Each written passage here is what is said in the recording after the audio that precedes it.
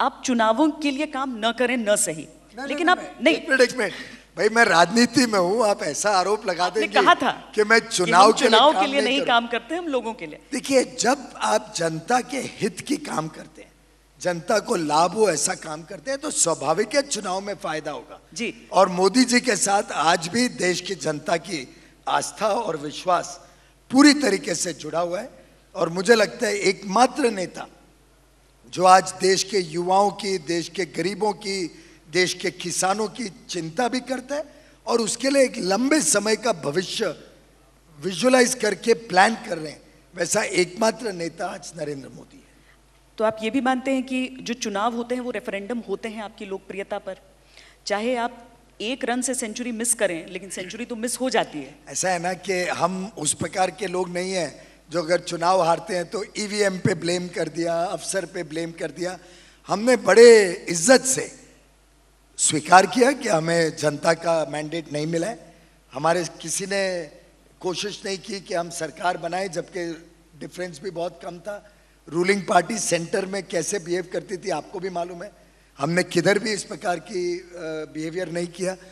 और मैं समझता हूँ हमने इस जनता के निर्णय को देखते हुए अगर समीक्षा के बाद कुछ और सुधार करने की जरूरत है तो हम उसके लिए तत्पर हैं। ये हमारा जवाबदारी सरकार का एक दायित्व रहता है।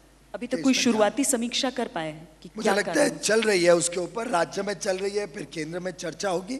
लेकिन इतना स्पष्ट है कि जब भी आपने देखा होगा कांग्रेस हारती थी और इतने चुनाव हारी एक के बाद एक, तब हर बार ये होता था नहीं ये तो लोकल इश्यू है, ये तो उनके केंद्रीय नेतृत्व के ऊपर नहीं है। लेकिन एक चुनाव जिसमें हमारा परफॉर्मेंस उतना अच्छा नहीं रहा, उसमें सीधा केंद्रीय नेतृत्व के ऊपर ब्लेम करना, तो ये तो स्वाभाविक है कि थोड़ा अनफेयर हो जाता है। तो क्या आप मानते हैं कि मोमेंटम उनके पास चला गया है?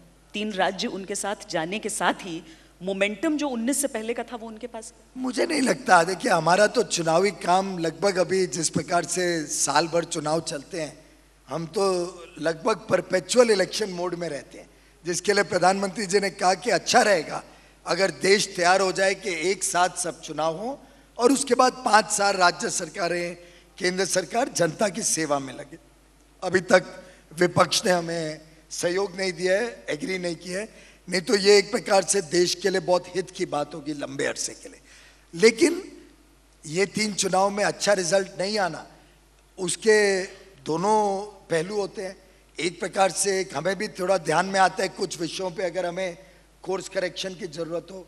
मुझे भी ध्यान में आ सकता है कि क्या मेरी गाड़ियां, रेलगाड़ियां इन तीनों राज्यों में कोई तकलीफ तो नहीं दे रही थी जनता को, क्या कोयले की सप्लाई ठीक से पहुंच रही थी, नहीं पहुंच रही थी। हम में से हर एक को अपने आप सोचना पड़ेगा, देखना पड़ेगा। और इसी प्रकार से राज्य सरकारों ने भी जो जो किया नहीं किया वो भी उसकी समीक्षा कर रहे हैं।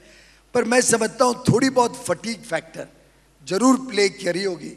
और 15 साल सरकार में होने के बाद शायद ही कोई भारत में सरकारें हैं, गुजरात को छोड़ के, जहाँ पे व्यवस्था ईमानदार रही हो और जो इतने सालों सालों तक चलती रही हो सकता है जनता के मन में आया होगा कि थोड़ा बदलाव देखा जाए।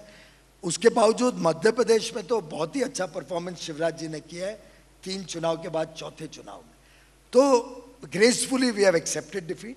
हमने कोई ईवीएम ये वो के ऊपर डाला नहीं है और समीक्षा के बाद कोई कोर्स करेक्शन होगा तो हम भी राजनीतिज्ञ हैं, उसके हिसाब से करेंगे।